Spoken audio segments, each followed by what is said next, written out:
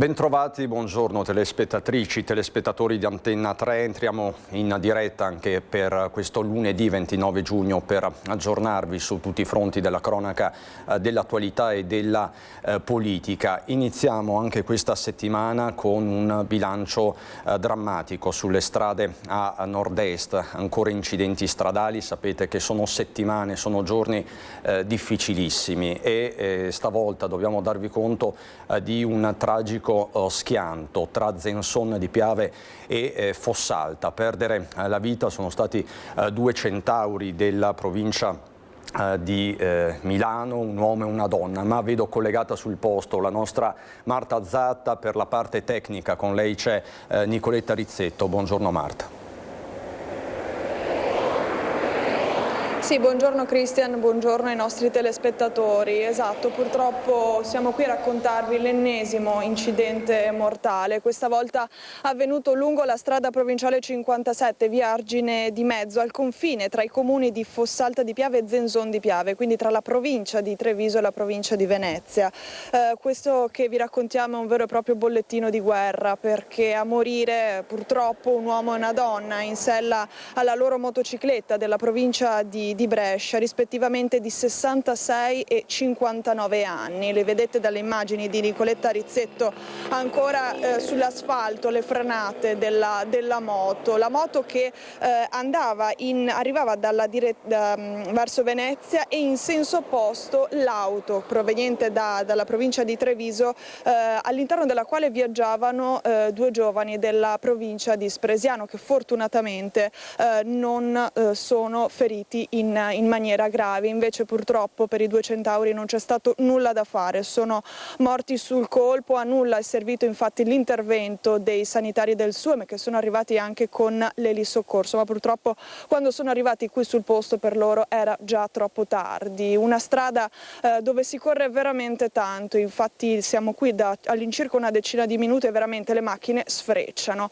Ce l'hanno detto anche gli abitanti, insomma, della casa che vedete dalle immagini di Nicoletta Rizzetto. Il proprietario ci ha raccontato di veramente velocità folli. Il sindaco aveva messo appunto il limite ai 50 km orari, ma purtroppo questo limite non viene mai rispettato. Infatti questo non è il primo incidente mortale appunto lungo questa arteria. L'esatta dinamica dello schianto mortale è al vaglio dei carabinieri di San Donà di Piave e ovviamente noi vi racconteremo tutti i dettagli nelle edizioni serali del nostro telegiornale. Ecco, l'avete appena vista, una macchina sfrecciare proprio in questo momento. Quindi Cristian, per il momento da Fossalta di Piave è tutto, a te la linea. Grazie Marta Zatta con Nicoletta Rizzetto. Tra l'altro vi mostro anche l'ANSA, l'home page dell'ANSA.it. La sicurezza stradale, gli incidenti sulle strade tengono banco anche nella cronaca nazionale. Una quindicenne morta dopo essere stata investita a Messina, arrestato il motociclista che, a quanto si apprende, stava impennando. Un 19enne in auto è deceduto nello scontro con un tir nel Mantovano. Schianto tra auto e camion nel Cosentino. La vittima è un 26enne, un vero e proprio bollettino di guerra. Tra l'altro vi dico già che nel corso di questa prima edizione andremo in Val Liona con il nostro Daniele Garbin. Ci sarà il papà di Filippo Cortivo, il giovane morto qualche settimana fa, che lancerà un appello per la sicurezza stradale. Questo fra poco, quindi ci collegheremo anche con Vicenza. E a proposito del Vicentino, c'è stato un incidente a Piovene Rocchette poco dopo l'1:30 di stanotte. I vigili del fuoco sono intervenuti in via Trieste per un incidente stradale che ha coinvolto un'autovettura. Per cause in corso di accertamento il conducente ha perso il controllo del mezzo uscendo di strada e andando a impattare contro un albero. A seguito del violento urto il veicolo ha preso fuoco. I due occupanti sono riusciti ad abbandonare in maniera autonoma autonoma l'auto prima che le fiamme la avvolgessero, rimanendo fortunatamente illesi. La squadra dei vigili del fuoco del distaccamento di Schio è intervenuta tempestivamente, estinguendo l'incendio e impedendo che le fiamme si propagassero all'albero e alla vegetazione circostante. La vedete. Al termine delle operazioni è stata effettuata la messa in sicurezza del veicolo e dell'area interessata. Sul posto sono intervenuti anche i carabinieri per i rilievi di competenza. Sempre sulle strade del Veneto, a Treviso, in viale Brigata Marche, erano da poco passate le 8 di questa mattina quando i vigili del fuoco sono dovuti intervenire al confine con il comune di Carbonera, dove un'auto si era ribaltata finendo sulla fiancata, distruggendo il palo della fermata dell'autobus MOM. All'arrivo sul posto la squadra dei pompieri ha subito lavorato per estrarre dalle lamiere il conducente, affidato alle cure del SUEM 118. L'uomo non sarebbe fortunatamente in pericolo di vita. I vigili del fuoco hanno provveduto alla messa in sicurezza del veicolo e dell'intera area dell'incidente. Ci sono stati chiaramente disagi inevitabili per il traffico di questo lunedì mattina. Ci sono tanti collegamenti aperti con il territorio. Vi dico già che fra poco andremo a Scorzè, torneremo a occuparci di quella giovane donna che è stata sfregiata con l'acido. C'è apprensione a Scorzè ed è ancora a caccia all'aggressore. Tra l'altro la nostra Ilaria Marchiori è riuscita anche a parlare, a intercettare i genitori di questa donna che si trova ancora ricoverata a Padova, e tiene banco chiaramente in questo ultimo lunedì di fine giugno il fronte del maltempo, la canicola che sta interessando non solo il nord-est ma mezza Europa sostanzialmente. Tra l'altro c'è una nuova allerta in Veneto per la giornata di oggi per ondate di calore ma anche per temporali sulle zone montane e pedemontane. Sono previsti possibili fenomeni intensi con piogge, forti raffiche di vento e locali grandinate sulle Dolomiti e con minore probabilità sulle prealpi. Per il resto permane la condizione di disagio fisico prevalentemente intenso su tutte le zone. Alla luce di queste previsioni il Centro Funzionale Decentrato della Protezione Civile del Veneto ha dichiarato l'allerta gialla, quindi seguiremo l'evoluzione delle prossime ore. Tra l'altro di questo si parla anche a livello europeo e nazionale, lo possiamo vedere anche dai siti internazionali. L'ondata di calore sta comunque per lasciare l'Italia, intanto aumentano le città con bollino rosso da 22 a 25. Mi sembra che sia pronta la nostra Ilaria Marchiori, non so se mi vede, se mi sente. Sì, mi sente. Ilaria Marchiori da Scorzè, che è chiaramente una comunità sotto shock per quello che è accaduto nei giorni scorsi. Ve l'abbiamo raccontato per primi sabato a mezzogiorno. C'è questa giovane donna sfregiata con l'acido. Buongiorno Ilaria. Sì, buongiorno anche a te Cristian, buongiorno ai nostri telespettatori. Esatto, ne abbiamo parlato proprio sabato e ora vi possiamo dire che la ragazza che è stata ricoverata nel reparto grandi ustionati di Padova è uscita dalla terapia intensiva e secondo quanto ci hanno raccontato poco fa i genitori, ho sentito che hai già anticipato che siamo riusciti a intercettarli. Al momento lei sembrerebbe ancora sotto shock, nel senso che non si rende realmente conto della gravità di quello che è successo, mentre i carabinieri stanno effettuando indagini a tutto campo, cercando di trovare anche oltre alle testimonianze delle immagini di qualche telecamera, soprattutto privata, di videosorveglianza che possa aiutarli.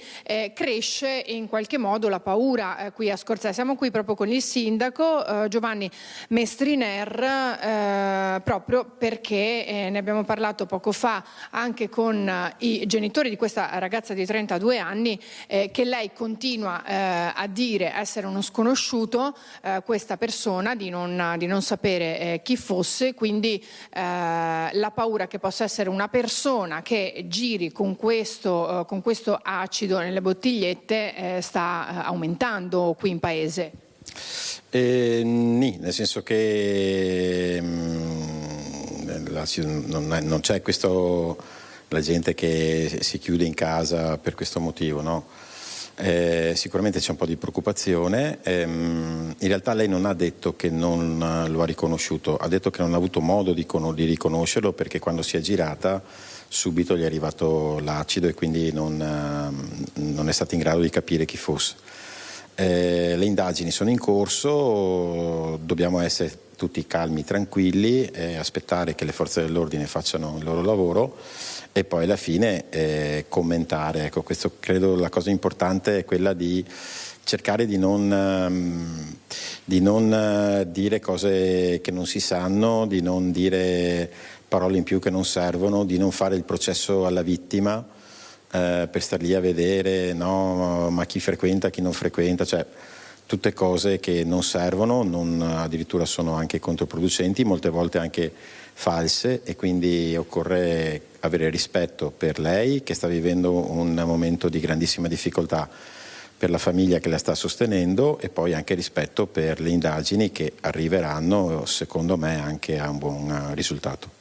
Ecco sì, infatti lo sappiamo che i carabinieri stanno lavorando a 360 gradi ed è fondamentale, come appunto diceva lei poco fa, non creare ulteriore allarmismo. Sì, perché alla fine gli elementi che si sanno sono pochi e quindi non sono sufficienti per determinare una posizione, e le indagini sono serrate, quindi secondo me insomma in qualche giorno qualche verità in più riusciremo ad averla. Poi per carità può essere ancora che tutto sia possibile che venga fuori, però insomma diciamo non ci sono oggi elementi per creare un allarmismo pubblico. Ecco, ricordiamo anche che c'è una descrizione di questa persona, hanno detto non molto alto, che indossava anche un cappellino di colore bianco e che l'ha colta diciamo alle spalle proprio nel momento in cui lei è scesa dall'auto per andare a casa dei genitori. Sembrerebbe che abbia farfugliato qualcosa che lei dice di non aver capito e quindi poi le ha lanciato questa bottiglietta, che poi è stata anche trovata e ovviamente raccolta come prova dai carabinieri che stanno indagando. Sì, hanno trovato la bottiglietta, hanno trovato i guanti che usava, hanno trovato anche altre cose. Ripeto, adesso sicuramente il fatto è sconvolgente, sicuramente poi è particolarmente schifoso il danno che viene fatto ad una donna, ad una giovane donna, quindi sicuramente è una cosa che resta da scalpore e fa pensare. Però fermiamo un attimo e aspettiamo le indagini, perché sicuramente avremo elementi in più. Ecco, avete sentito, allora Cristian, al momento queste sono le notizie, insomma gli aggiornamenti che ci sono. È importante, lo ribadiamo, mantenere anche la cautela nel diffondere insomma le varie informazioni, come sappiamo bene, perché appunto i carabinieri stanno indagando, probabilmente il cerchio si sta stringendo mano a mano, come dice il sindaco potrebbe anche essere questione di giorni, e quindi è importante che anche loro riescano a lavorare per poter raggiungere questa persona, questo aggressore. Ricordiamo che per la ragazza di 32 anni che è ricoverata le condizioni fortunatamente, sindaco, stanno migliorando, e questo è importante. Qui, se non ci sono domande, da Scorzè io restituisco la linea allo studio. Ringrazio il sindaco Mestriner. Ilaria, grazie a te e a Sandro Ponchio per la parte tecnica. Noi siamo in grado di andare subito a Mussolente invece dalla nostra Vanessa Banzato con Edoardo Paris per la parte tecnica che ci racconta di un'ondata forse senza precedenti di furti. Continuano le spaccate, continuano i raid in abitazione. Buongiorno Vanessa. Buongiorno a te Cristian, a tutte le persone che ci stanno seguendo da casa. Sì, davvero presa di mira via Generale Giardino a Casone di Mussolente, dove ci stiamo trovando io ed Edoardo. Nello specifico siamo davanti all'abitazione di Carlo Orso perché il colpo che è avvenuto in casa sua è quello più eclatante di quelli che sono stati messi a segno qualche sera fa. I malviventi, almeno 3 persone, hanno agito lungo tutta la via e nelle vie parallele e in alcuni casi sono riusciti a entrare, in altri casi si sono limitati a fare una sorta di sopralluogo, controllando bene tutte le aree. Pare si siano mossi attraversando da una via all'altra, passando attraverso i campi, tagliando le varie recinzioni per poter accedere in maniera più agevole alle strade vicine. Carlo Orso, lei si è trovato davanti agli occhi il ladro mentre stava dormendo? Mentre stavo dormendo, sì, purtroppo. Ho visto la luce che mi faceva chiaro e quando ho visto la luce ho cominciato a gridare e là sono scappati.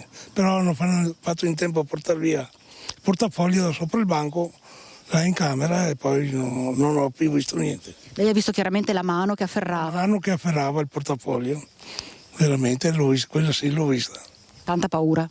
Purtroppo sì, da quel momento ho incominciato a gridare, loro sono fuggiti e non saprei da che parte siano andati dopo. Certo, solo che sappiamo da che parte sono entrati, perché andiamo assieme allora, sono entrati da una finestra della camera, tra l'altro Cristian, proprio approfittando del fatto che con queste temperature elevate le persone magari tengano le tapparelle non del tutto chiuse, le finestre lasciate magari semiaperte, così come i balconi, loro sanno benissimo come muoversi e quindi sono andati praticamente a colpo sicuro.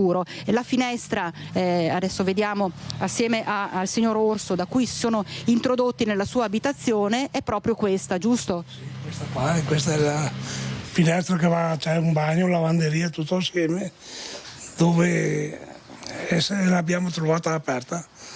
Hanno tirato fuori le secchie, quei indumenti, quelli che buttiamo là per lavare, per farsi strada, entrare e uscire tranquilli, senza problemi, tutto là. Sono entrati senza problemi, lei dice il fatto però le è andata bene, perché lei ha urlato e sono scappati, ma davvero le cose potevano andare molto peggio. Potevano andare sì tanto peggio, perché se per caso dormivo mi buttavano alto dappertutto. Potevano farle male? Potevano anche fare del male, sì, veramente. Sia a lei che alla moglie? Sì, purtroppo sì, ma per fortuna che mi sono accorto della luce quando vedo la luce. Come che io ero abituato a lavorare anche di notte, come vedo chiaro tutto succede. Senta una cosa, lei ha denunciato l'episodio subito alla polizia, ha chiamato subito la polizia di Stato? Polizia di Stato, sì. Ha chiamato la polizia, dopo 10 minuti, un quarto d'ora sono arrivati qua. E il suo portafoglio? L'hanno trovato mezz'ora dopo, su per la strada, in mezzo alla strada. I soldi ovviamente? 100 metri, a 500 metri da casa. Senza soldi, però ho trovato tutti i documenti e tutto quello che mi serviva per poter muovermi tranquillo.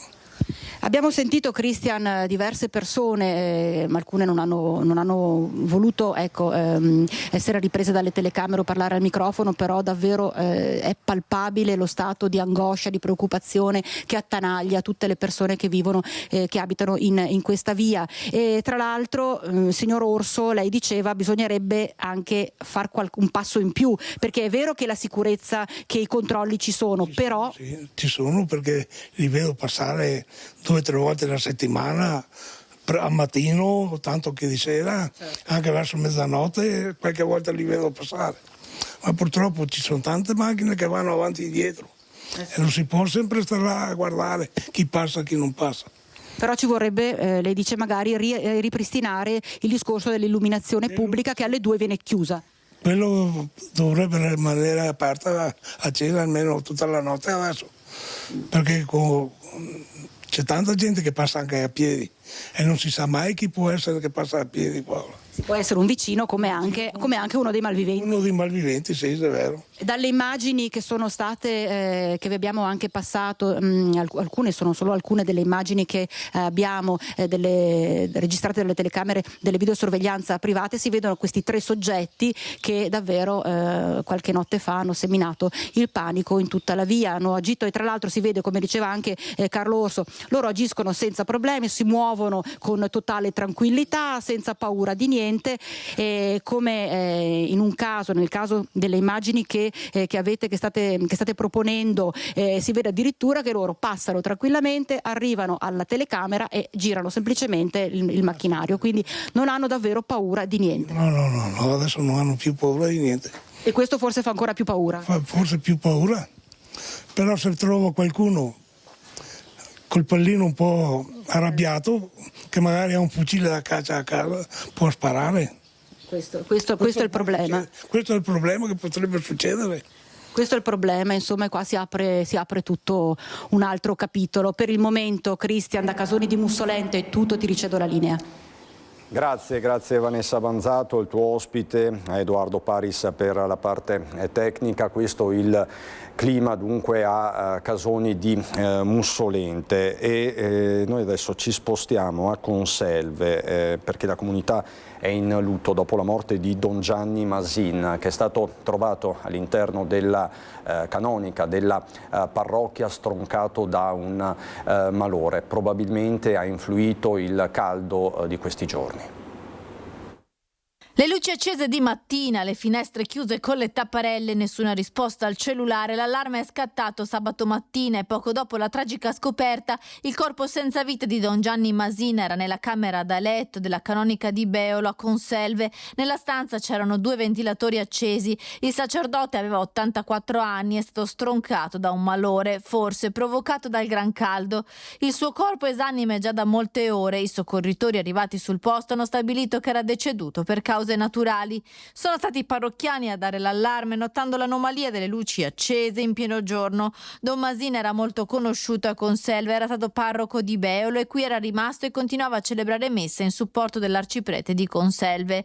È stato necessario l'intervento dei carabinieri per aprire la porta d'ingresso della canonica, chiusa dall'interno. Nella stanza dove si trova il corpo, 2 ventilatori accesi per fronteggiare le temperature torride di queste settimane. Il sacerdote qualche anno fa aveva fatto degli accertamenti che avevano evidenziato delle difficoltà cardiache e forse il caldo record di questi giorni ha peggiorato la situazione.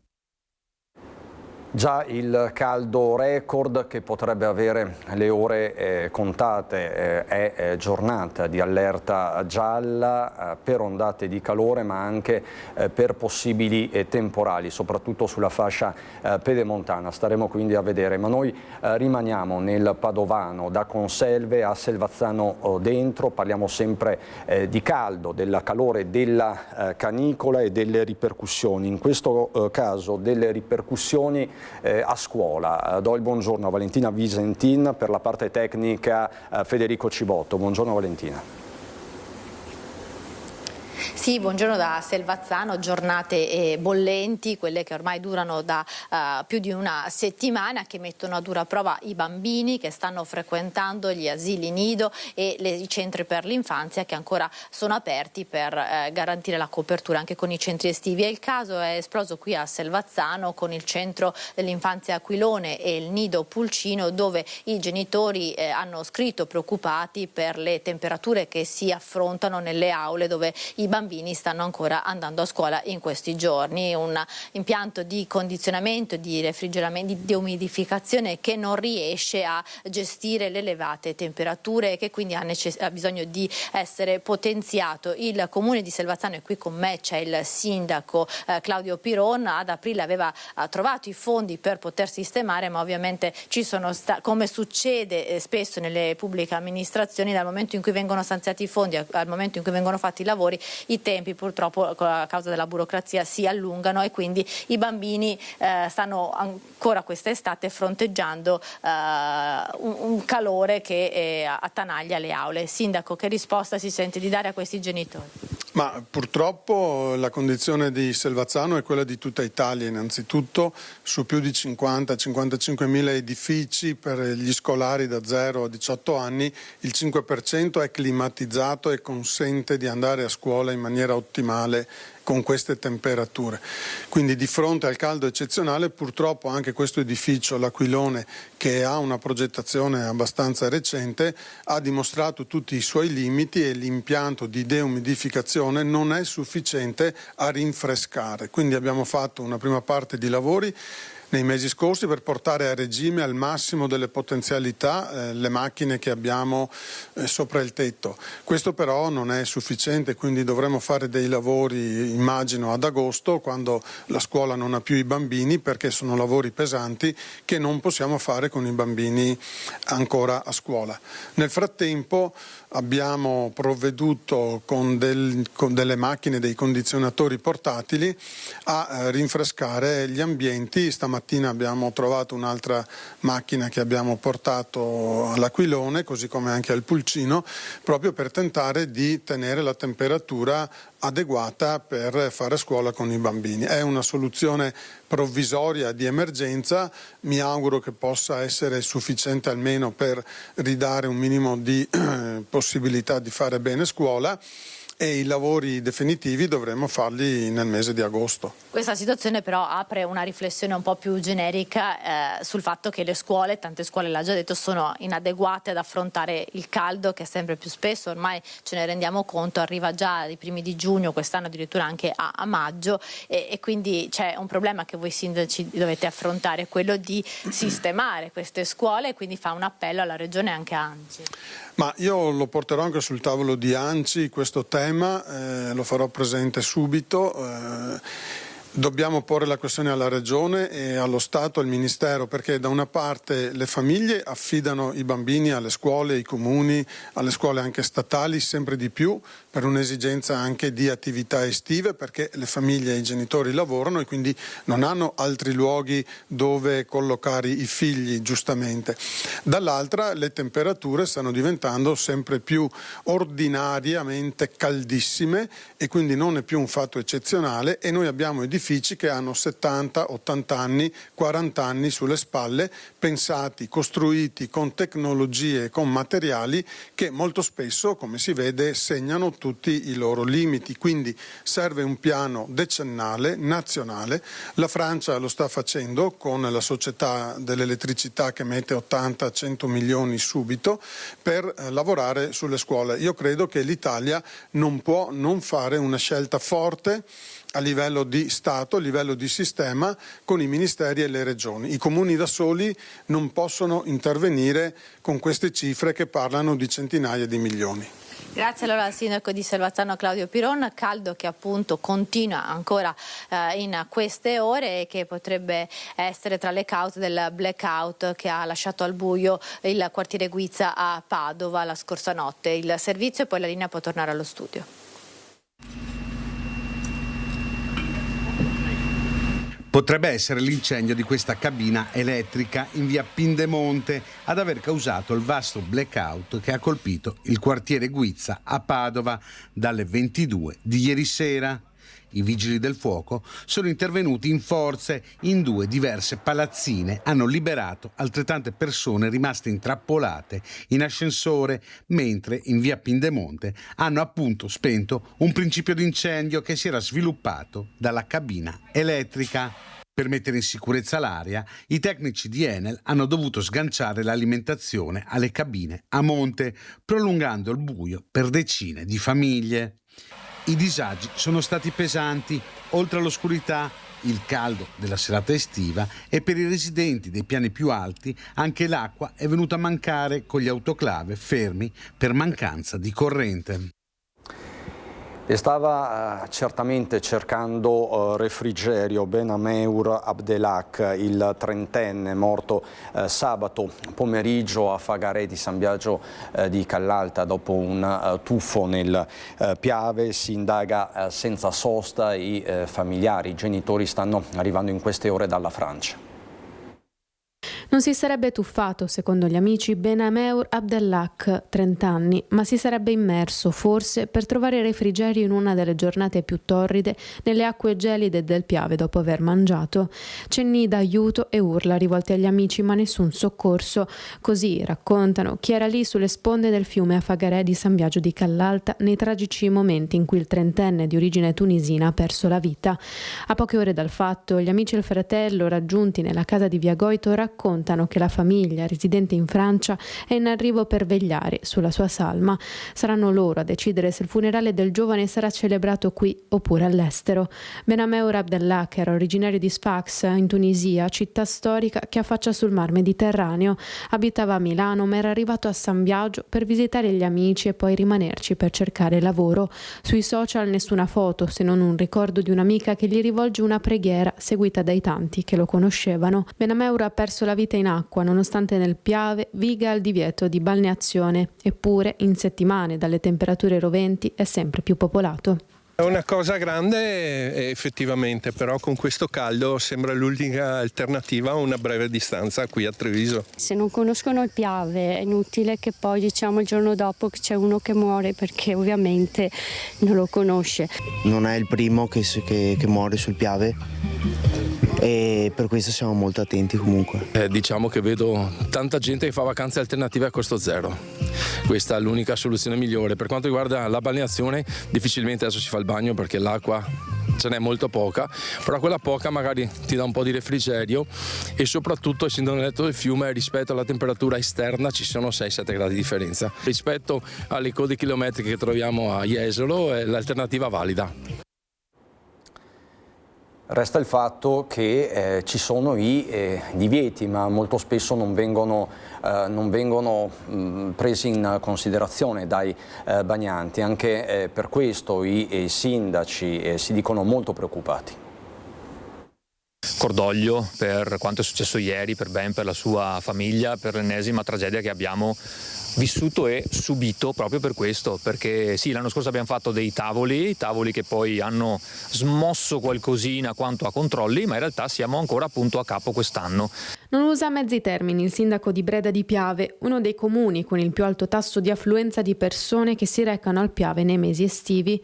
Dopo anni di richieste d'aiuto alle autorità competenti e preposte che vanno oltre alla possibilità dei singoli comuni di presidiare le zone interessate, il sindaco chiede che si intervenga in modo deciso, non tanto per limitare gli accessi, ma per fare in modo che le persone che arrivano sulle sponde del fiume siano in qualche modo controllate e informate sui rischi. È il momento di non essere più, per come la vedo io, politicamente corretti. È ora che tutti ci assumiamo le nostre responsabilità e non sto puntando il dito contro nessuno, lo punto prima verso me stesso, perché forse sono stato troppo pacato nei miei toni, adesso è ora di finirla. Mi assumo la responsabilità e tutti gli enti sovordinati soprattutto devono assumersi la propria responsabilità. Basta vedere cosa c'è alle mie spalle, qui siamo a Saletto, un sacco di auto, un sacco di persone, incontrollato, ci sono i cartelli sì, ma non solo a balneazione eccetera, c'è il divieto di accesso eppure si entra, c'è il divieto di far fuoco eppure si va, non riusciamo a presidiare, è domenica, non abbiamo nemmeno personale, quindi o facciamo veramente qualcosa o continueremo a piangere persone. Però a questo punto qua dico che queste morti porteranno dei nomi e dei cognomi, anche il mio, come ho detto, non punto il dito contro nessuno ma contro tutti e prima di tutto verso me stesso. L'appello affinché una zona come quella a cui si accede da Via del Passo a Saletto diventi un luogo con pochi ma efficienti servizi, tra cui dei volantini consegnati al passaggio con l'auto in cui vengano segnalati rischi e divieti che vigono sulle rive. Nasce dunque dall'urgenza la collaborazione tra i sindaci dei comuni rivieraschi. Siamo nello stesso punto a distanza di un anno e sembra quasi che l'esperienza non insegni. Come amministrazioni stiamo ragionando su un asse comune trasversale che possa prendere tutti per dei cartelli di divieto di balneazione come richiesto, però ci deve essere un coordinamento che va al di sopra per poter dare un'immagine e una regola certa e trasversale su tutti i comuni. Appelli che coinvolgono non solo il Piave ma tutti i fiumi, torrenti e piccoli laghi del territorio. Nelle scorse ore si sono susseguiti i malori. Un ragazzo residente a Cimadolmo è stato colto da malore nel torrente Meduna a Tramonti di Sopra, Pordenone, dopo aver fatto il bagno. Primi ad arrivare sul posto i vigili del fuoco che hanno imbarellato il ragazzo nell'attesa dei soccorritori di Maniago del soccorso alpino che non senza difficoltà hanno dovuto riattraversare il torrente e raggiungere la riva con il ferito. Il giovane è stato consegnato alle cure poi del personale sanitario, le sue condizioni attualmente restano gravi. Sempre per la cronaca parliamo di lotta allo spaccio di sostanze stupefacenti, andiamo a Padova. Un trentenne nigeriano è stato arrestato dalla squadra mobile della questura di Padova con l'accusa di detenzione ai fini di spaccio di sostanze stupefacenti e resistenza a pubblico ufficiale. È successo venerdì sera a Vigonza, comune dell'Interland padovano. Gli agenti in borghese avevano notato l'uomo entrare ed uscire ripetutamente dal terrazzino della propria abitazione con atteggiamento sospetto. Alla richiesta dei documenti, l'uomo avrebbe reagito spintonando uno dei due poliziotti e tentando la fuga. Bloccato, dopo un breve inseguimento, avrebbe continuato a scalciare e urlare scappando nuovamente. Al secondo fermo, secondo quanto riferito dagli uomini della questura, avrebbe preso a morsi i poliziotti nonostante fosse stato ammanettato. La successiva perquisizione dell'uomo e della sua abitazione avrebbe portato al rinvenimento di 15 dosi di eroina per un peso complessivo di oltre 16 grammi e di 900 euro in contanti, tutto materiale sequestrato. L'uomo era già stato condannato nel 2022 a 1 anno e 7 mesi per reati analoghi. Il questore di Padova, Marco Dorisio, ha attivato l'ufficio immigrazione per avviare le procedure di revoca del permesso di soggiorno. Andiamo per un attimo a Trieste per raccontarvi di un sabato notte ad altissimo tasso alcolico. 3 le persone che sono state portate all'ospedale in coma etilico. Malori e coma etilici in una città gremita di persone, in particolare nelle zone della movida cittadina. È stato un sabato notte molto impegnativo per il personale del 118 e delle forze dell'ordine per numerose richieste di intervento per problemi legati per lo più all'abuso di alcol. I casi più gravi: 3 persone sono state soccorse dai sanitari perché in coma etilico. Un uomo di 48 anni è stato trovato in stato di incoscienza su una panchina in piazza Garibaldi e un'ambulanza lo ha portato a Cattinara. Poche ore dopo, in via Torino, anche un giovane di 26 anni ha accusato un grave malore a causa dell'eccessivo consumo di alcol. Anche lui è stato soccorso dal personale sanitario e ricoverato a Cattinara. Soccorso in coma etilico anche un 32enne nella zona delle Rive. I soccorritori impegnati senza sosta per tutta la notte descrivono una città affollata e presidiata da gran dispiegamento di forze dell'ordine tra la Polizia di Stato, dei reparti speciali antisommossa in servizio al reparto mobile di Padova e di Torino, gli antisommosse dei Carabinieri di Gorizia, la Polizia Locale di Trieste e gli steward urbani della ditta GIS.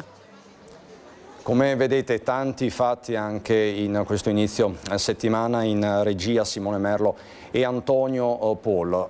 È qui con me, lo saluto e lo ringrazio, Luca De Carlo, il senatore Luca De Carlo, presidente della Commissione Agricoltura, Industria, Turismo al Senato, e partirei proprio da questo suo ruolo, De Carlo, per fare il punto di giornate che sono complesse. Abbiamo parlato del grande caldo, ci sono anche dei decessi, c'è comunque un assalto ai pronto soccorso non solo del Veneto ma di tutta Italia, è una questione europea e abbiamo già raccolto in queste settimane le grida di aiuto di un comparto, quello dell'agricoltura, che è strategico per il Paese. Si parla da tempo di misure straordinarie per l'agricoltura, di misure anche strutturali contro la siccità. A che punto siamo? Beh, innanzitutto questo è il governo che all'inizio da subito ha capito il problema e ha creato una cabina di regia proprio per dare priorità agli interventi, fissare quelli che sono sostanzialmente sostanzialmente più importanti e dedicare le risorse principalmente a quelli, perché ovviamente anche i nostri telespettatori sanno che le risorse non sono infinite e quindi bisogna fissare delle priorità. Tra l'altro questa è una regione dove si è lavorato tanto sui bacini di laminazione, con l'ex assessore all'ambiente Bottacin, che in 10 anni ha realizzato aperto oltre 2.500 cantieri per un valore che supera abbondantemente i 2 miliardi di euro, quindi a dimostrazione di un'attenzione che esiste già. Dall'altro canto, anche con i fondi del PNR, diciamo così, siamo intervenuti su tante questioni. È evidente che a fronteggiare un momento delicato come questo, con delle temperature che si alzano in maniera esponenziale, con tanti agricoltori che ancora oggi non si sono dotati di quegli strumenti di assicurazione che consentirebbero loro di vedersi attenuate le eventuali perdite, ci mette in una condizione di profondo disagio, ma il lavoro è iniziato e alla grande e siamo convinti di poterlo portare a termine, fissando sempre con una cabina di regia anche tra lo Stato e la Regione per fissare quali sono le priorità. Dopodiché dobbiamo partire da un assunto, e cioè quello che questa Regione più di tutte non tratteneva l'acqua. Cioè, a fronte di una media europea del 25% di trattenimento di acqua piovana, l'Italia ha una media dell'11%, ma questa è una regione che stava ben al di sotto del 4% e quindi diventano strategici tutte quelle operazioni di riduzione dello sperpero dell'acqua, che ormai è un bene. L'oro blu è un bene assolutamente preziosissimo, lo sappiamo noi che abbiamo, come me, fatto 15 anni il sindaco in un comune con un bacino che quindi serviva da polmone proprio per la pianura. Dobbiamo pensare a quali culture sostenere per i prossimi 20-30 anni, anche alla luce del cambiamento climatico, che da una parte è un problema e si traduce in un problema per quelle aree più calde, ma dall'altra parte su quelle aree normalmente su quale la temperatura impatta meno, costituiscono una grande opportunità. Pensiamo alle aree che lei conosce bene del Feltrino, del Bellunese. Lì un aumento della temperatura consentirà di poter coltivare cose che prima non si facevano, però dobbiamo intervenire per dare modo a chi oggi fa agricoltura, soprattutto in pianura, di poter avere quegli strumenti che le consentano di continuare ad irrigare. Dopodiché stiamo lavorando, l'abbiamo fatto anche a livello normativo, e io sono felicissimo che l'Europa abbia approvato il regolamento sulle nuove tecniche di evoluzione assistita, che in Italia si sperimentano grazie a un mio emendamento, che consentiranno di coltivare piante che consumano meno acqua e quindi che meno sono, diciamo così, pendenti dalla siccità. Però questo è un quadro generale sul quale la politica deve avere una cabina di regia, che la cabina di regia debba essere estesa anche alle regioni e che quindi si individuino priorità e poi si intervenga con risorse, ma non solo. Perché guardate che a volte non sono solo le risorse, è anche la pianificazione. Sapere cosa potremmo coltivare tra 20 anni aiuta ad incentivare e a disincentivare invece quelle culture che magari utilizzano molta più acqua. Serve una diversa programmazione, un approccio... Ma non diversa, però sicuramente una programmazione che consideri il problema. Pensi che noi nella mia commissione, fortemente voluta da me, abbiamo iniziato già da 3 anni un'indagine conoscitiva proprio sul cambiamento climatico. Si ricorda il problema del granchio blu, no? Che era un'evidenza di ciò. Bene, abbiamo raccolto una serie di analisi e di testimonianze di addetti ai lavori e di stakeholder, portatori di interesse, per il quale oggi abbiamo un quadro completo degli strumenti di monitoraggio ed anche le proposte per eventualmente intervenire. È una indagine conoscitiva che presenterò a settembre e che credo possa essere molto utile anche ai decisori locali per prendere quelle decisioni che serviranno ad andare incontro ai problemi degli agricoltori.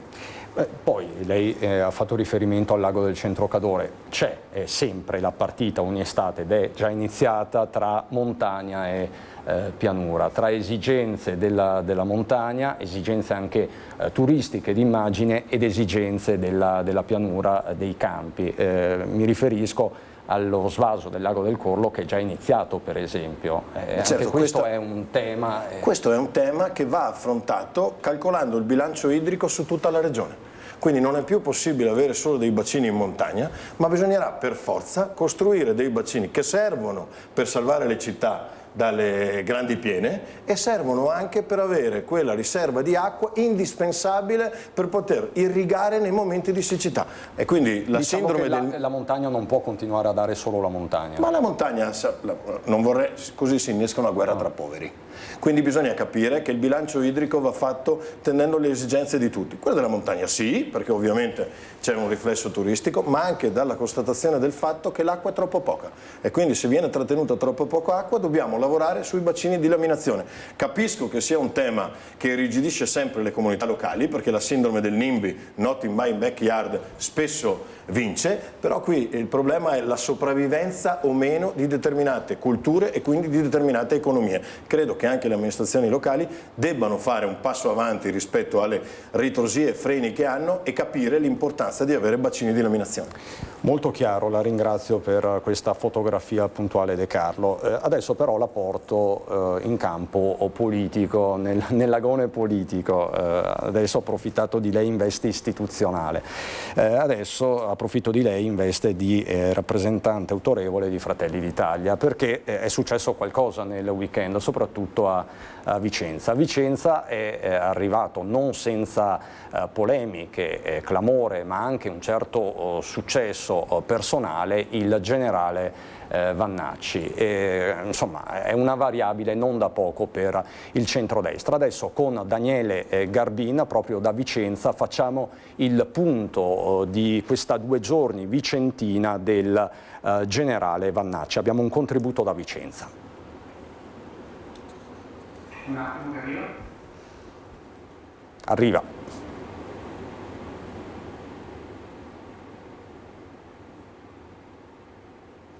Arriva.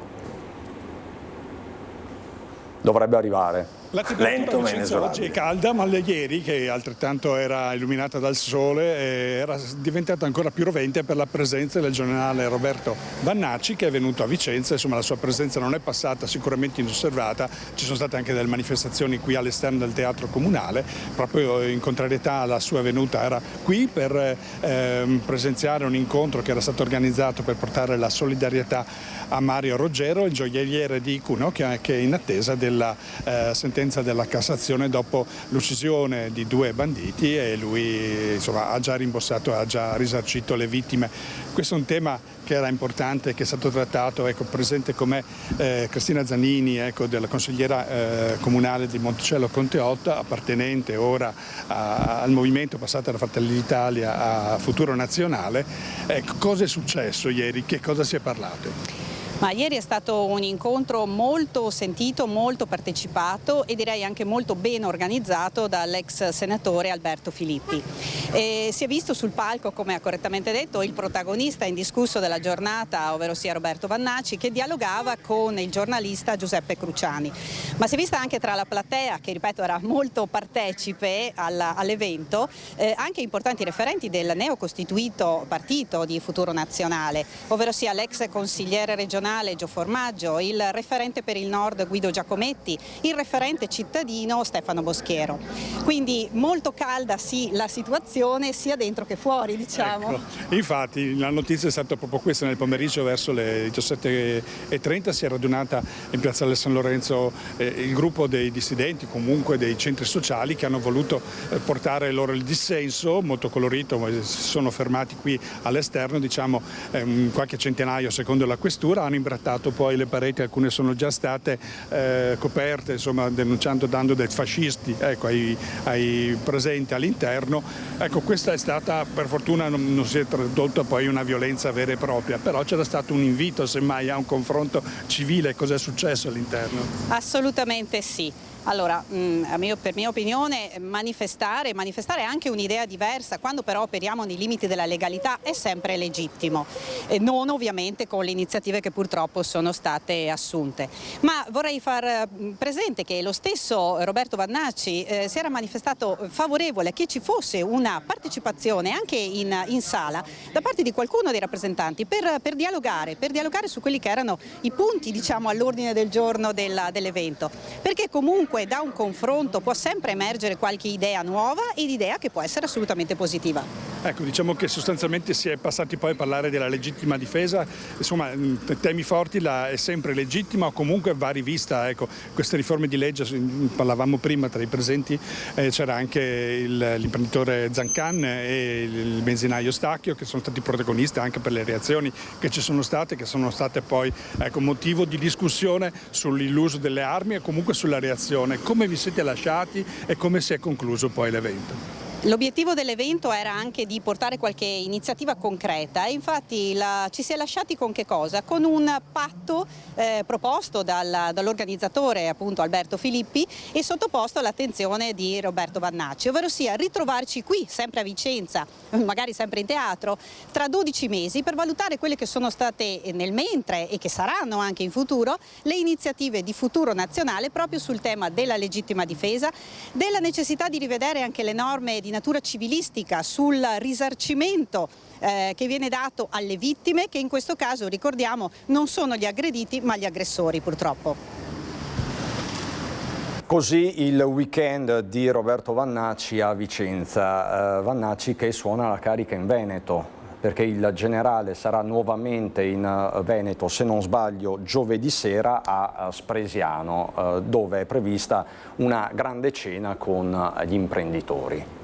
Beh, ci sta, insomma, io ho il massimo rispetto per qualsiasi movimento e ci sta, anzi è doveroso che qualsiasi movimento incontri gli imprenditori e lo faccia in un contesto, diciamo così, prestigioso come quello di Spresiano, anche perché gli imprenditori sono sicuro che gli chiederanno perché il generale non sostiene, o meglio non vota di fiducia a questo governo, che significa voler mandare a casa questo governo, che è il governo che sostanzialmente ha creato in poco più di 3 anni 1.200.000 posti di lavoro, per la maggior parte a tempo indeterminato, che ha portato l'occupazione al record dal 2004, cioè di 24.000.2 lavoratori totali in Italia, che ha la disoccupazione più bassa sempre dal 2004 col 5.1, che ha detassato gli straordinari, che ha detassato, esonerato dai contributi chi assume i giovani, che ha detassato i premi di produttività che oggi sono tassati all'1%, che ha fermato l'immigrazione clandestina a beneficio di quell'immigrazione che serve a quegli imprenditori all'interno delle loro fabbriche o nelle campagne. Ci sono interi settori, edilizia, agricoltura, catena del freddo ad esempio, che hanno un forte bisogno di imprenditori, di manodopera straniera, che ha incentivato questo governo anche con l'ultimo decreto del 1° maggio le assunzioni per portare ad ulteriori 100.000 posti di lavoro con quasi 1 miliardo di intervento. Quindi lei è sorpreso che degli imprenditori possano andare a cena non con sono il generale assolutamente Vannacci? No, io sono sicuro che per come conosco io quegli imprenditori e qualsiasi imprenditore del Veneto si chiederanno queste domande al generale. Per esempio chiederanno al generale come mai non ha votato il piano casa da 10 miliardi l'anno per 10 anni, che è un beneficio sì per tutti coloro i quali, giovani coppie prioritariamente italiane, che si vedranno assegnati degli appartamenti, così come la grande ristrutturazione delle case popolari, anche lì con priorità agli italiani. Si chiederanno perché Vannacci non l'ha votato. Cioè quella parte è una parte sensibile a quelle risorse, perché sanno che non ci sono in ballo solo le nuove abitazioni, ma anche chi farà quei lavori, e quindi secondo me sarà una domanda che rivolgeranno. Come rivolgeranno? Sicuramente, secondo me, perché, lo dice la CGIA di Mestre, si deve votare contro o non sostenere un governo che ha tagliato tasse per 33 miliardi agli italiani, lo dice la CGIA di Mestre, non Luca De Carlo. Quindi sono tutte domande che credo che gli imprenditori metteranno sul tavolo, perché a fronte di qualche slogan forse c'è anche un governo che ha lavorato, pure in una situazione di straordinaria difficoltà come quella in cui abbiamo vissuto, per dare una svolta a questa nazione. L'alternativa qual è? Sa Arbolito l'alternativa? L'alternativa è che vinca la sinistra del reddito di cittadinanza, la sinistra dei porti aperti, la sinistra della patrimoniale. De Carlo, mentre noi tagliamo le tasse, loro mettono la patrimoniale. Vannacci sta facendo il gioco della sinistra, lei dice? Vannacci in questo momento non sostiene un governo che ha fatto politiche per le famiglie, per le imprese, per le aziende e per gli italiani. Dopodiché ognuno trarrà le sue valutazioni, immagino, come conosco gli imprenditori, che siano molto più pragmatici di chi pensa che loro si fermino ad uno slogan, e quindi valuteranno il lavoro di ciascuno con pacatezza, ma soprattutto valutando quelli che sono stati i loro interessi. E che conclusioni trarrà invece Giorgia Meloni? Perché Vannacci pochi giorni fa anche a Vicenza l'ha detto, dice io aspetto un cenno da parte di Giorgia Meloni. Giorgia Meloni è la Presidente del Consiglio che sta facendo un ottimo lavoro, tante delle cose le ho elencate, ma non sono solo queste, le racconterò a Padova lunedì prossimo, che faremo uno straordinario incontro per raccontare tutto ciò che ha fatto il governo Meloni. Giorgia Meloni continuerà il suo lavoro.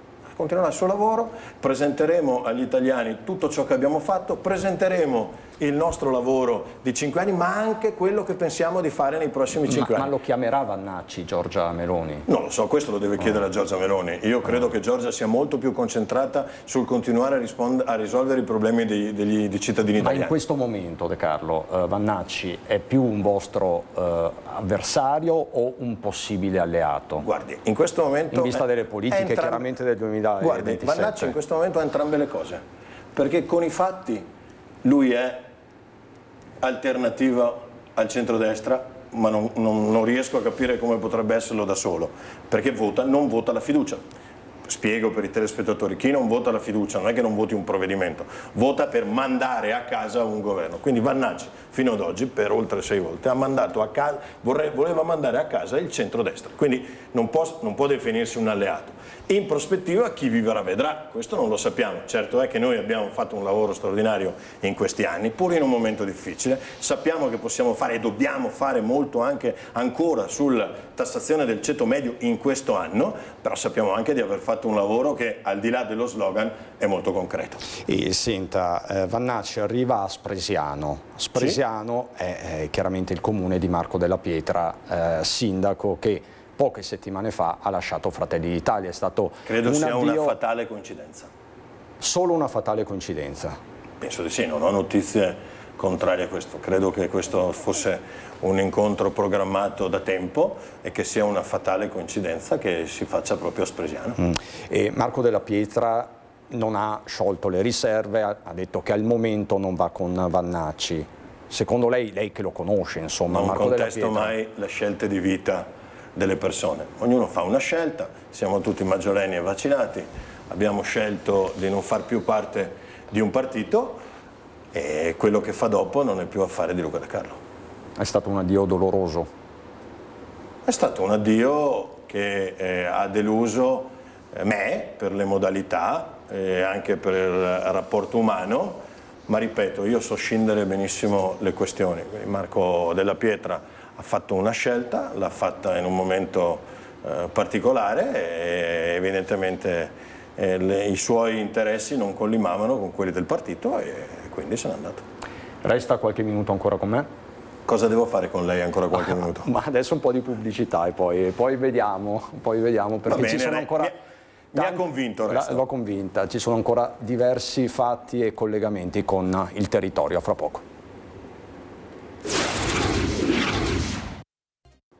Di nuovo in diretta prosegue il nostro racconto di questo lunedì a Nord-Est che è iniziato con altri incidenti stradali letali, le vittime tra Zenzon e Fossalt, 2 motociclisti, un uomo e una donna. Ci siamo collegati con la nostra Marta Zatta. Incidenti ci sono stati poi in varie parti anche d'Italia, è un bilancio sempre drammatico. Tra l'altro fra poco vi riporterò anche a Schio, dove c'è una profonda costernazione ancora per la perdita di Don Francesco e del giovane Alberto. Sapete l'incidente drammatico che si era registrato in Galleria a Malo, ma rimaniamo sui temi della sicurezza stradale. Una delle vittime più recenti è stato il giovane Filippo Cortivo nel Vicentino. Adesso collegato con noi c'è il papà di Filippo, di questo giovane rimasto vittima appunto delle strade. Con lui c'è Daniele Garbin. Buongiorno Daniele. Buongiorno Cristian, buongiorno ai telespettatori, confermo con me c'è Flavio Cortivo, buongiorno. Buongiorno a tutti. Ecco, il papà del quindicenne, il suo funerale, ricorderete, è stato celebrato sabato la settimana scorsa, qui è stata un raduno di persone, oltre migliaia di persone sono venute e hanno sfidato la calura per essere presenti. Ricordiamo che oltre alle giovanissime età era una promessa del karting non solo veneto, era appassionato di questo agonismo, incoraggiato dal papà che lo seguiva. Insomma, questa morte violenta è avvenuta qui ad Orgiano, abitava e abita ancora Flavio in Val di Ona, però in quel momento Filippo stava percorrendo questa strada per venire a trovare un amico. Ecco, questo è il punto esatto di via Perare, via Camuzzana, dove è stato colpito, investito da un'auto che proveniva in senso opposto e l'ha centrato in pieno mentre cercava di proseguire dritto, quindi tagliando la strada allo scooter di Filippo. Ecco, questo episodio, appena passato il dolore, non va giù. Insomma, il papà dice: se questo incrocio, che era conosciuto ed è considerato una strada pericolosa, fosse stato messo in sicurezza, forse non sarebbe successo. Certamente, perché sarebbe successo magari in maniera più lieve, e comunque qui questa strada è una strada dove c'è, io l'ho percorsa, vedo una velocità abbastanza sostenuta, non c'è un dosso, non c'è un autovelo, quindi questa strada probabilmente, se fosse stata messa in sicurezza, o questo incrocio stesso, non si sarebbe verificato una cosa così gravissima. Ecco, diciamo che quello che stiamo dicendo l'abbiamo anche raccolto con i testimoni che abitano qui, un'abitazione. Chiedo alla signora Elisa per cortesia di venire. Buongiorno. Ecco, lei era presente quel giorno dell'incidente ed è uscita ad assistere, a fare quello che poteva con Filippo, però cosa è successo? Una strada che è pericolosa. Sì, l'incrocio confermo che è pericoloso, in quanto negli anni si sono verificati anche altri incidenti non così gravi come quello che è successo a Filippo.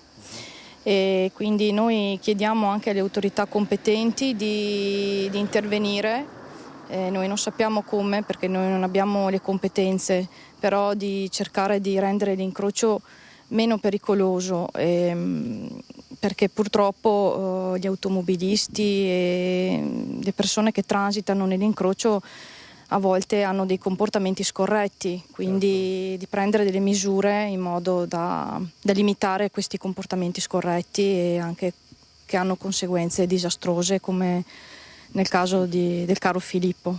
Ecco, allora ovviamente tutte queste testimonianze che stiamo raccogliendo noi ci le porteremo al sindaco e comunque a chi di competenza per capire se effettivamente si può fare qualcosa, se doveva scappare il morto come spesso succede in Italia prima di intervenire. Ecco, purtroppo è successo anche questo. Com'è in questo momento? C'è la rabbia? Questa è la motivazione che vi sta spingendo?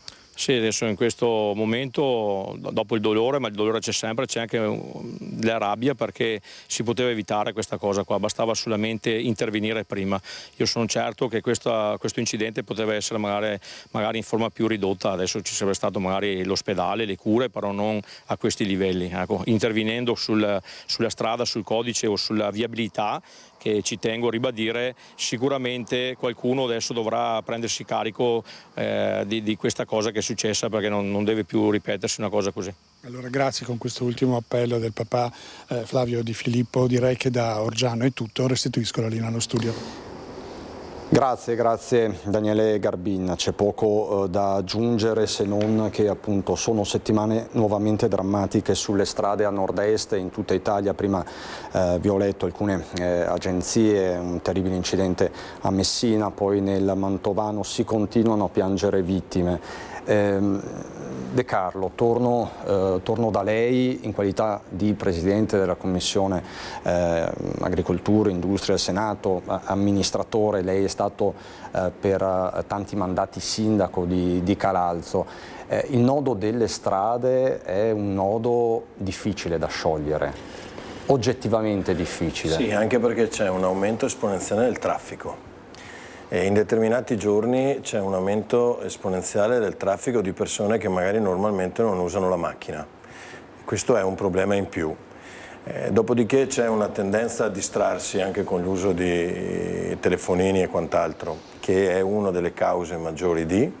E poi c'è un'atavica situazione delle nostre strade che si fa fatica a mettere in sicurezza, proprio per la scarsità delle risorse e anche del fatto che di strade se ne costruiscono magari di nuove e poi quindi la manutenzione diventa più difficile, ma c'è un paradosso che è quello per esempio che esistono dei bandi nei quali il punteggio per intervenire sulle strade prende in considerazione gli incidenti avuti e il tasso e l'incidenza della mortalità. Quindi vuol dire sostanzialmente che interveniamo quando c'è già stato un morto o quando c'è già stato un problema, quando è vero che è un termine oggettivo e quindi per riuscire ad avere una priorità oggettiva si deve guardare lo storico, però è tanto vero che questo paradossalmente porta ad intervenire solo dopo che c'è stato un morto. Questo vale anche per le strade dove devono essere poi installati gli autovelox. Vale un po' la stessa cosa, anche l'autovelox, no? Se è concepito come uno strumento per massacrare i cittadini, io sono contrario. Lo dico proprio chiaro, anche perché l'autovelox per me dovrebbe essere un deterrente. Vi faccio un esempio, a Calalzo io ho usato l'autovelox, non ce l'avevo io, ce l'aveva il comune di Perarolo con il quale avevo una convenzione.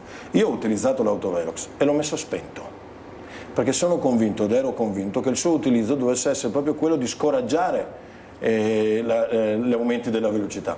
L'ho usato spento e ho conseguito l'obiettivo di ridurre la velocità. Credo che si debba tenere sempre, diciamo così, un equilibrio tra l'esigenza di far cassa, che spesso accade, perché io avevo un'incidenza delle multe, mi ricordo da sindaco, che era di circa 14.000 euro, il comune vicino al mio ne incassava 120.000 perché aveva l'autovelox.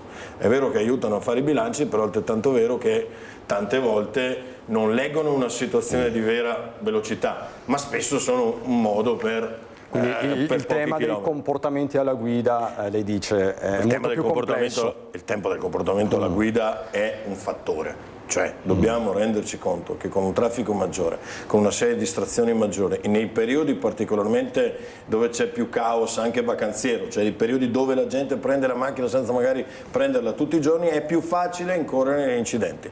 Dopodiché la velocità la fa sempre un po' da padrone, no? Velocità e distrazione sono due mix terrificanti. Volevo solo segnalare la forza d'animo di quel papà. Assolutamente. Che mi ha veramente colpito. Assolutamente, anche perché è successo da pochi giorni, sì, veramente io da pochi giorni. Ho un figlio di 26 anni, uno di 5 ma uno di 26, e io non vi nascondo che ogni volta che in giro con la macchina non glielo do a dire, ma io non sono mai prettamente felice, ecco, e quindi è un tema. È un tema, per i genitori è un tema grande, e l'approccio che ha anche questa voglia comunque di risolvere il problema a beneficio di quelli che vengono dopo, cioè è un modo per non rendere vana, diciamo così, la scomparsa del proprio figlio, e gli va dato atto e va ringraziato. Assolutamente. Tra l'altro rimaniamo a parlare di sicurezza stradale, di incidenti, rimaniamo nel Vicentino, perché sono attese almeno 2.500 persone alla fiaccolata di questa sera in ricordo di Don Alberto Fioretto di Alberto Fioretto, scusate, del sedicenne Alberto Fioretto, e di Don Francesco Andreoli, morti nel tragico incidente in galleria Amalo, nella superstrada Pedemontana Veneta. San Pietro, Schio si ferma per un altro momento di cordoglio dopo la morte di Don Francesco Andreoli e Alberto Fioretto. La fiaccolata silenziosa si snoderà lungo le vie del centro, partendo alle 21 da Piazza Almerico da Schio, chiusa già dalle 20, e arrivando all'Oratorio Don Bosco, dove si terrà il momento conclusivo. Sentivamo la necessità di stare insieme, di trovare il modo per stringerci alle famiglie, per stringerci tra di noi, nella nostra comunità, e abbiamo pensato pertanto con la comunità salesiana e con la parrocchia di fare una fiaccolata in ricordo di Don Francesco e di Alberto, queste due persone meravigliose che hanno lasciato un grandissimo vuoto in noi e nelle nostre comunità. Sono pronte 2.500 candele, ma è probabile che la partecipazione sia anche più numerosa, così come è attesa nel giorno del funerale congiunto di Alberto e Don Francesco. La data più probabile è venerdì 3 nel tardo pomeriggio, quasi sicuramente al Pala Romare. Il lutto che da giovedì mattina ha investito Schio ha portato all'annullamento di tutti gli eventi legati alla festa patronale. La festa del patrono è il momento in cui una comunità si ritrova. Quest'anno Schio lo farà in modo diverso, con una fiaccolata, nel silenzio e nel rispetto, per far sentire a due famiglie l'abbraccio di un'intera città. Invitiamo tutti a partecipare con questo spirito, perché è proprio nei momenti più difficili che una comunità dimostra di essere tale. È un modo per stare insieme, è un modo per stringerci intorno alle famiglie, stringersi tra di noi, perché sentiamo forte questo vuoto e pensiamo che questa sia la maniera più opportuna, più giusta per ricordarli, tutti insieme. Quindi questa sera a Schio il ricordo di Alberto e di Don Francesco. Luca De Carlo, io la saluto, la ringrazio per essere stato qui con noi, abbiamo parlato appunto di siccità. Lei è Presidente della Commissione Agricoltura al Senato, abbiamo parlato di sicurezza stradale e poi di Vannaci, di questa variabile, di questa spada di Damocle, come la vogliamo definire, che pende sulla testa del centrodestra? Ma non credo, insomma, io credo, guarda, credo sia una variabile politica, un movimento che nasce, che ha raccolto entusiasmo soprattutto tra quelli che magari erano un po' delusi dai partiti tradizionali, anch'io in Fratelli d'Italia, insomma, abbiamo avuto qualcuno che magari non aveva avuto grande soddisfazione, che oggi è uno dei più grandi animatori del movimento di Vannaci, ma ci sta, la politica è fatta di persone che... E l'incontro con Alemanno?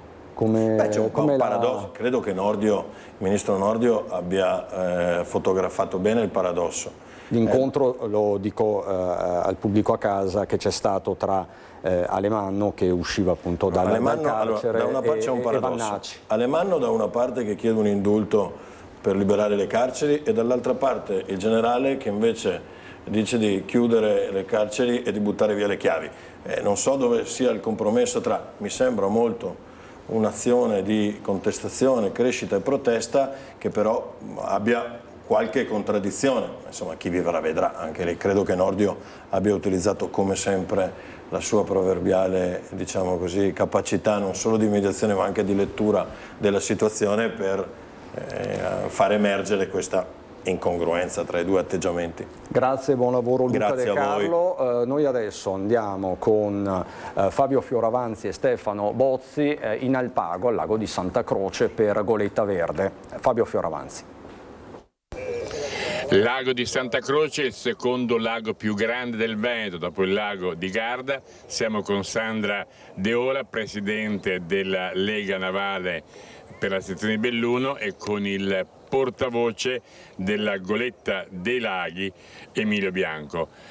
Lago di Santa Croce e laghi bellunesi che si confermano puliti. Sì. Anche quest'anno siamo andati a campionare appunto 4 laghi qui nel Bellunese, Santa Croce, Mis, Corlo e il Centro Cadore, e come tutti gli anni possiamo confermare l'ottima qualità delle acque. Le analisi ovviamente che andiamo ad indagare, le analisi microbiologiche sono con dei valori bassissimi.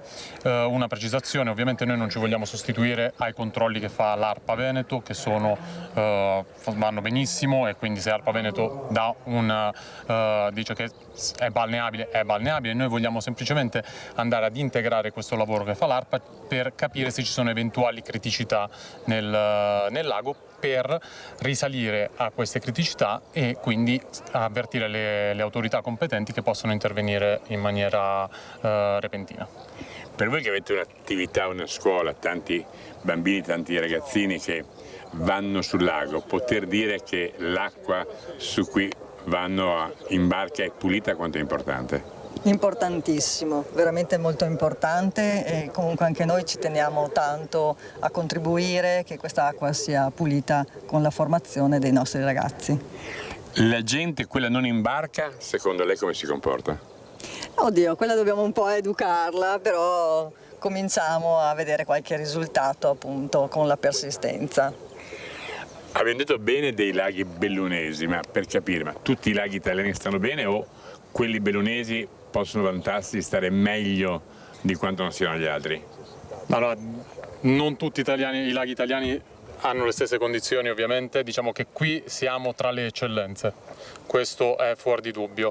È ovvio, altri laghi italiani avendo una differenza, una differente collocazione, un differente carico antropico, pensiamo soprattutto ai grandi laghi. Per quanto riguarda il Veneto, potete immaginare che il lago di Garda... Ecco, noi siamo in onda in tutto il Veneto, come sta il Veneto allora?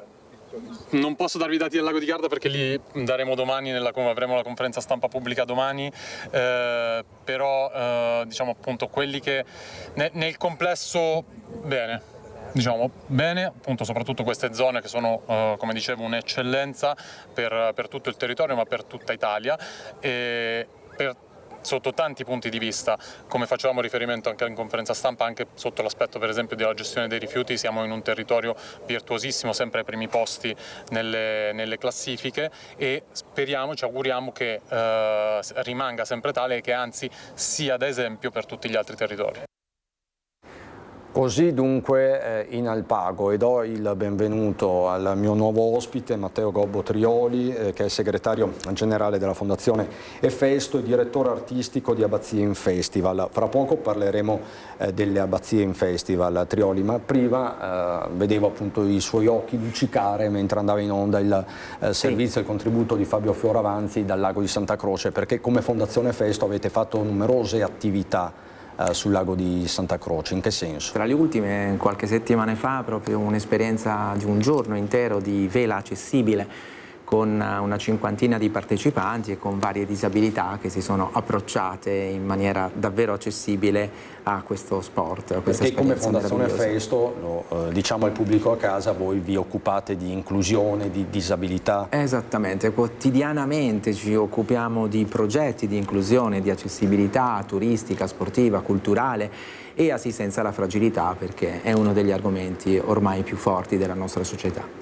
E di musica e inclusione non solo parleremo fra pochissimo dopo la pubblicità, sempre con Trioli. Restate con noi.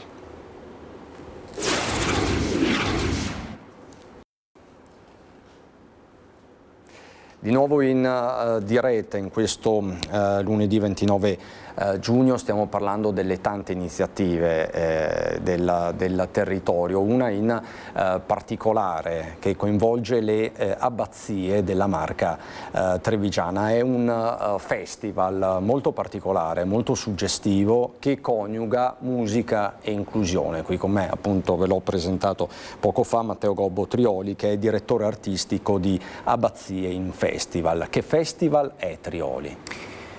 Prima abbiamo parlato di sicurezza stradale ed oggi con questo festival, in particolare con la peculiarità di questo festival, parliamo di sicurezza sociale, perché di fatto è un festival che contribuisce sempre più a sensibilizzare alla cultura che fa parte di tutti. All'interno di questo festival artisti con e senza disabilità realizzeranno un unicum in palcoscenico, quindi ci sono tanti artisti italiani e non solo che giungono in questo festival per dialogare musicalmente, artisticamente, danza, teatro, musica, in un palcoscenico che vuole davvero far capire che la cultura, l'arte è di tutti, senza distinzioni e senza discriminazioni. Non è un arto in meno, non è una sedia a rotelle, non è una difficoltà cognitiva o di balbuzia, come abbiamo già parlato giovedì scorso a Monastier, che interrompe un percorso artistico, anzi diventa un'opportunità. E poi quest'anno questo passo in più in cui abbiamo voluto pensare anche al pubblico, un pubblico che con le varie disabilità e con le varie fragilità può accedere a questi incontri gratuiti, a queste serate libere e accessibili e poter fruire dello spettacolo attraverso ausili che magari vi andrò ad illustrare. Ce li illustri? Subito. Sì, sì. Perché è molto interessante il fatto che voi rendiate accessibile, usufruibile dei luoghi storici a chi magari ha delle difficoltà anche di movimento. La prima tappa inclusiva per noi è proprio questa, l'accessibilità e quindi l'abbattimento di ogni barriera architettonica, quindi facciamo dei sopralluoghi e valutiamo insieme alle amministrazioni comunali che sono parte integrante di questa organizzazione di come far sì che tutte le persone possano accedere a queste strutture che essendo appunto storiche hanno di conseguenza delle barriere architettoniche che o sono già state abbattute o in qualche modo si trova una soluzione per accedere proprio a questo festival. Il passo in più quest'anno è stato analizzato, ricercato attraverso anche il nostro comitato scientifico di Fondazione Festo, che tutti i giorni pensa a quello che potrebbe essere una miglioria dell'accessibilità, e quindi per esempio la disabilità visiva, se dovesse andare a uno spettacolo di danza o uno spettacolo di solo concerto, avrebbe poco da fruire, perché la danza potrebbero solo ascoltare e godere della musica, ma non potrebbero in qualche modo vedere quello che accade in palcoscenico e la bravura degli artisti.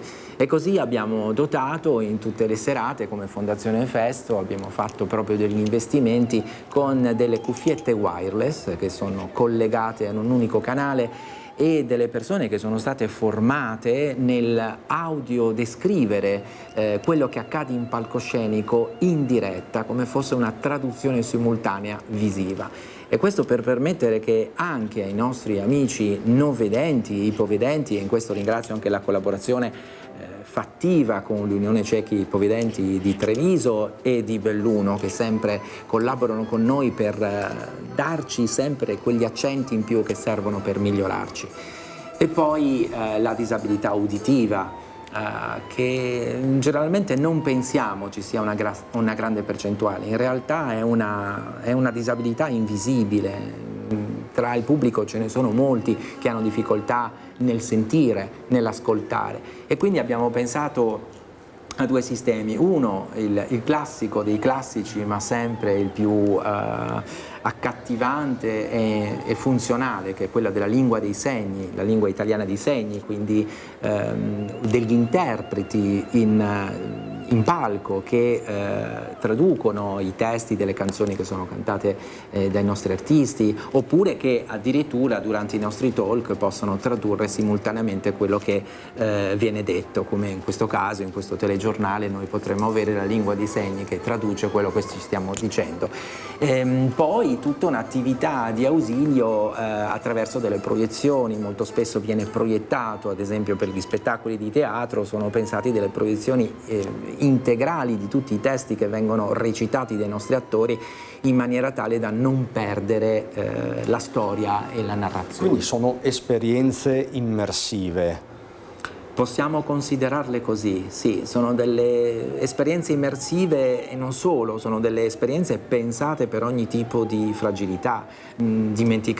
Forse non dimenticavo, ma non volevo nemmeno lasciarlo per ultima, è la disabilità proprio invisibile, che sono le disabilità cognitive, le disabilità intellettuali, che spesso non affrontano serate di questo genere perché magari o troppo accademiche o troppo serie o troppo per loro non in un'area comfort. E quindi abbiamo pensato anche ad ogni programma musicale, artistico, che possa essere fruibile anche per loro, per queste persone che possono fermarsi 1:30 lì sotto le stelle e godere con il sorriso di quello che viene dato, quindi è davvero qualcosa di immersivo. E Trioli, la porto lei e il pubblico a casa a Venezia, in piazza San Marco, dove insomma c'è stato Andrea Bocelli, c'è stata una serata memorabile. Possiamo mostrarvi il servizio.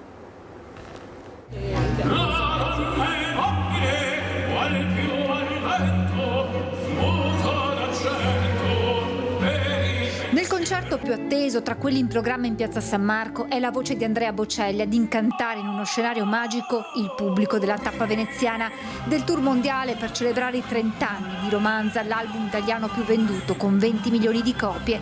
Il tenore ha portato in scena la lirica da Verdi a Rigoletto a Puccini fino al repertorio contemporaneo.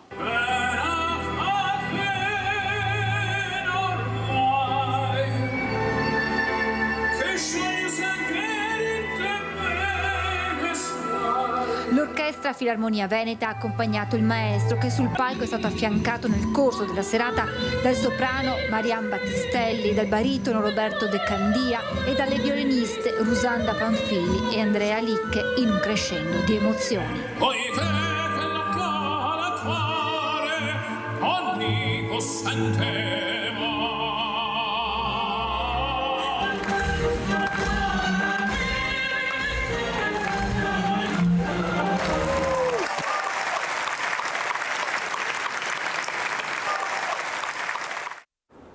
Poi la location qua fa anche il resto, Trioli. Il salotto veneziano per eccellenza, che non è solo veneziano, ma è un grande esempio per tutto il mondo. Poi peraltro molto bello, una soddisfazione riconoscere molti degli orchestrali che sono stati protagonisti delle passate edizioni di Abbazia in Festival, quindi un vanto e un onore. E poi questo grande esempio che è Andrea Bocelli, che è tra appunto i primi artisti che ha portato la disabilità in palcoscenico e l'ha resa accessibile a tutti attraverso il canto. Noi abbiamo in programma proprio San Fior il 16 luglio un pianista cieco dalla nascita che affronta davvero dei programmi di letteratura pianistica con grande impegno, ma sappiamo che è sempre quel sacrificio in più, perché non vedendo le cose si fanno un attimino davvero più complicate. I prossimi appuntamenti, mi pare che imminente sia quello di Mogliano. Sì, siamo alle porte, mercoledì 1 luglio, infatti aspettiamo un pubblico numeroso, sebbene siano già previste anche delle perturbazioni, ma abbiamo già pensato a un piano B per raccogliere e non fermare questo grande evento, perché gli artisti arrivano un po' da tutta Italia, sono già arrivati artisti ballerini di danza integrata da Napoli, e poi sta arrivando dalla Sardegna appunto un grande talento del violino, Davide De Ascanis, accompagnato da un pianista, cantante eccellente, Alessandro Fiorentin. E qui sono 1 anno e mezzo di corteggiamento. Ci tenevo particolarmente a questa presenza in palcoscenico qui, in questo nostro territorio. Sono degli artisti che sono avvezzi a palcoscenici internazionali, sono appena tornati da una tournée in Sud America, e davvero il legare, questo mi ricollego un po' alla programmazione anche per la disabilità cognitiva, legare un repertorio che parte dal classico dei classici, quindi un repertorio solistico, violinistico di Paganini, per poi arrivare addirittura a vedere un violino elettronico come quello che adopera Davide De Ascanis, per dialogare con la musica dei Queen e dei Muse. Insomma, è molto più di un festival, questo lo abbiamo capito. Grazie Matteo Gobbo Trioli, in bocca al lupo per questa nuova avventura di Abbazie in Festival. Io mi avvio alla conclusione, vi ricordo che questa sera c'è Ring, la nostra trasmissione di approfondimento con Nicola Zanetti. Parleremo del caldo con il generale Giancarlo Iannicelli, faremo un po' il punto di queste ore di canicola, temporali in vista, e poi il dibattito con Dimitri Coina della Lega, Paolo Galeano Partito Democratico, per Fratelli d'Italia Raffaele Freda, Più Europa Alberto Ruggine, e poi ancora il comandante della polizia locale di Conegliano Claudio Mallamace per i temi della pubblica sicurezza. Subito dopo questa prima edizione c'è un approfondimento con la nostra Alice Montagnier. Parleremo di welfare e previdenza complementare, quali le opportunità per il futuro. Con Alice Montagnier ci saranno Andrea Gentilini, responsabile sviluppo offerta welfare ITAS, e Alghet Teferici, responsabile sviluppo fondi previdenziali, sempre di ITAS. Ma il pomeriggio su Antena 3 è particolarmente lungo, perché poi alle 14:30 c'è Casa Pappagallo, alle 16:20 circa il film francese del 2009 Coco Chanel e Igor Stravinsky. Insomma, un pomeriggio tutto da seguire su Antena 3. Grazie ancora per l'attenzione. Noi rientriamo in diretta alle 18:25 con l'edizione regionale, 19 Venezia, 19:30 Treviso con Belluno. Grazie alla regia di Simone Merlo e Antonio Pollo. Buon proseguimento.